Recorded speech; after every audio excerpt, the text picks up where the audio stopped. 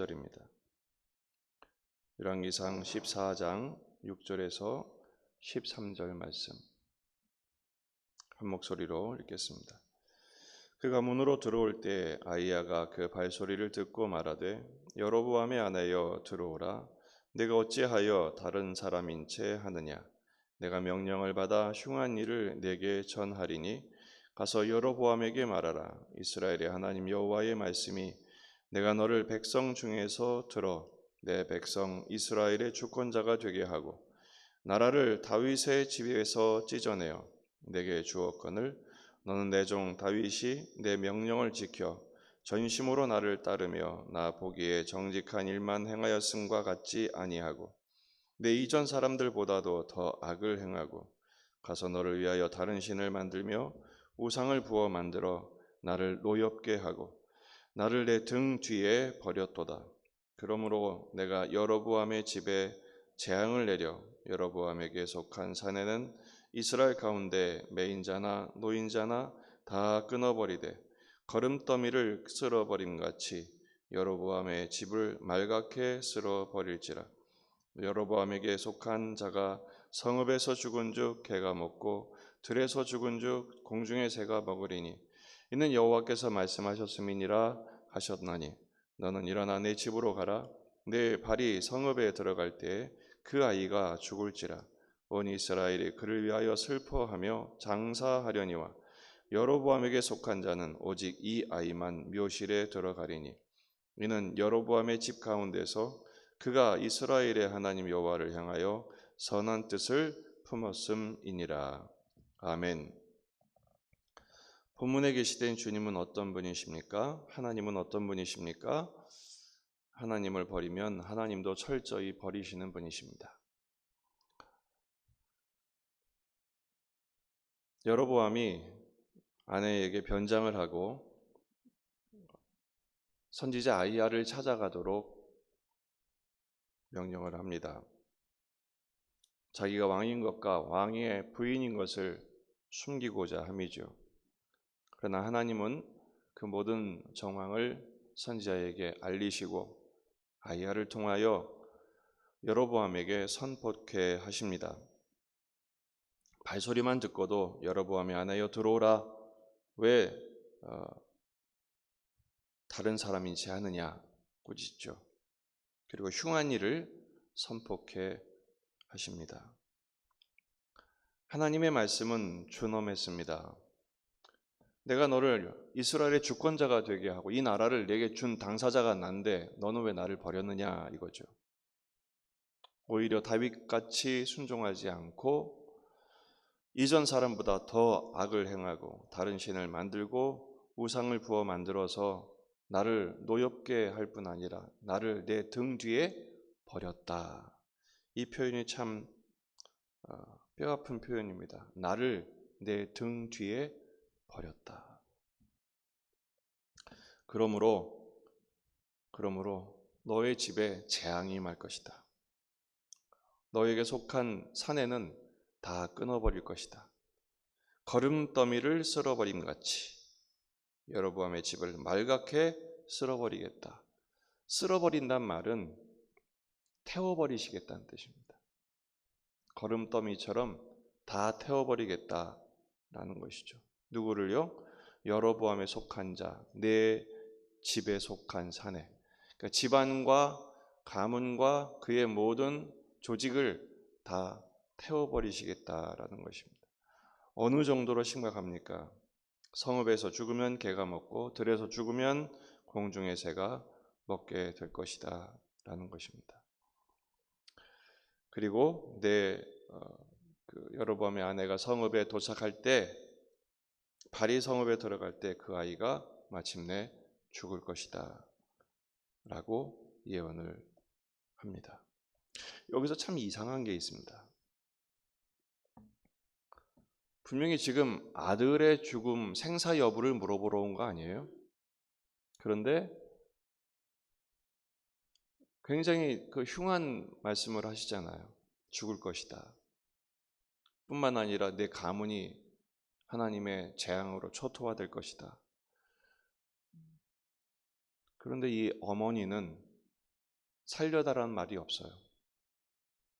그럼 보통 어미라면 아들이 죽는다는데 내가 잘못했다고, 어떻게 하면 되겠냐고, 제발 살려달라고, 그런 최소한의 그 모성이 들어간 모습이 있어야 되잖아요.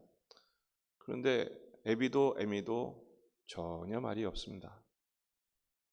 하나님께 부탁하지도 않고 회개하지도 않고 엎드리지도 않고 그저 덤덤하게 듣기만 합니다. 그리고 돌아가요. 무엇을 말합니까? 아들의 죽음보다도 자존심이 더 중요한 것입니다. 그만큼 양심이 화인을 받은 것입니다. 우상을 만들고 다른 신을 만들었다, 섬겼다라는 것은 결국 무엇을 말합니까? 우상을 만들었다는 것은 자기가 하나님 되고 싶은 욕구의 발현입니다. 그 습성을 버릴 수가 없다는 것입니다. 듣지 않은 사람은 결코 듣지 않습니다. 귓등으로 듣습니다. 하나님을 등으로 버렸는데요. 그렇다면 하나님을 등으로 버렸다는 것은, 등 뒤에 버렸다는 것은 무엇을 말합니까? 그 마음이 하나님에게서 완전히 떠나버린 것을 의미합니다. 하나님을 반역했던 아담이죠. 집을 나간 둘째 아들과 똑같은 증상입니다. 그래도 둘째 아들은 돌아오기라도 했죠. 지금 여로보암과 그 아내와 그 가문은 완전히 하나님을 등졌습니다. 그 마음에 하나님 두기를 싫어하는 족속이 되고 만 것입니다. 하나님이 여로보암에게 어떻게 하셨습니까? 왕이 되게 하셨습니다. 약속을 하셨습니다. 내가 내 마음에 합하게 행하면 다윗처럼 복 주겠다. 그토록 복 주시고 사랑하시고 약속하신 하나님을 버립니다. 결국 하나님을 버린 것은 자기를 버리는 것과 같은 것입니다. 어리석은 것이죠. 반면에 오늘 특이한 본문이 나오죠. 13절을 보면 마침내 그 아이 아비야가 죽습니다. 온 이스라엘이 그를 슬퍼하며 장사합니다. 그런데 하나님 말씀하시죠. 오직 이 아이만 묘실에 들어가리니. 그 이유는 여로보암 집 가운데 이스라엘의 하나님 여호와를 향하여 선한 뜻을 품었음이니라. 그러니까 이 집안에서 정상적으로 하나님을 바라보고 정상적인 장사를 맞은 사람은 아비야밖에 없습니다. 왜냐하면 하나님께 선한 뜻을 품었기 때문이죠. 아비보다 훨씬 하나님 보시기에 합한 사람이었습니다. 비록 요절했으나 하나님은 이 아비야를 예수님의 메시아에 대한 작은 그림자로 사용하고 계십니다. 버려진 왕가에도 그루터기를 두시는 하나님. 오늘 본문에서 가장 중요한 레슨은 하나님을 나도 등 뒤에 버리진 않았는가 라는 것입니다. 하나님을 등 뒤에 버리는 모습은 있을 수 없죠. 그래서는 안 됩니다. 오히려 다윗처럼 하나님을 내 앞에 모셔야 합니다. 시편 16편 8절 내가 여호와를 항상 내 앞에 모시며 그가 나의 오른쪽에 계심으로 내가 흔들리지 아니하리로다. 이러므로 나의 마음이 기쁘고 나의 영도 즐거워하며 내 육체도 안전하리니. 근데 하나님을 내 앞에 모시면 주께서 내 영혼을 소홀히 버리지 아니하시고 주의 거룩한 자를 멸망시키지 않으신답니다. 하나님을 내 앞에 모시면 주께서 생명의 길을 내게 보이시리니 주의 앞에는 충만한 기쁨이 있고 주의 오른쪽에는 영원한 즐거움이 있나이다. 하나님을 항상 내 앞에 모신 자의 축복이죠. 여러분, 이 복을 누리는 우리 기도의 가족들이 되시기를 주의 이름으로 축원합니다. 하나님을 내 앞에 모신다는 것은 무엇을 말할까요? 하나님의 말씀을 내 삶의 중심에 두는 것입니다. 여로보암은 하나님의 말씀을 뒤로 했습니다. 등 뒤로 버렸습니다. 하지만 계시록 1장 3절에 있는 것처럼 이 연의 말씀을 읽는 자, 듣는 자, 그 가운데 기록한 것을 지키는 자는 복이 있다 말씀하시죠. 이런 복이 우리 안에 있기를 간구하십시다. 그렇게 되려면요, 하나님의 말씀에 귀를 기울여야 합니다. 청종해야 순종이 가능해집니다. 이렇게 말씀이 선포될 때도 들으셔야 되고요, 성경을 읽으며 들으셔야 하고요, 심지어는 뉴스나 자연적인 삶의 일상 속에서도 우리에게 말씀하시는 성령의 속삭이심, 우리에게 교훈하시고 다른 사람을 통해서도 말씀하시는 음성을 들을 수 있도록 모든 채널을 여는 것이 중요합니다.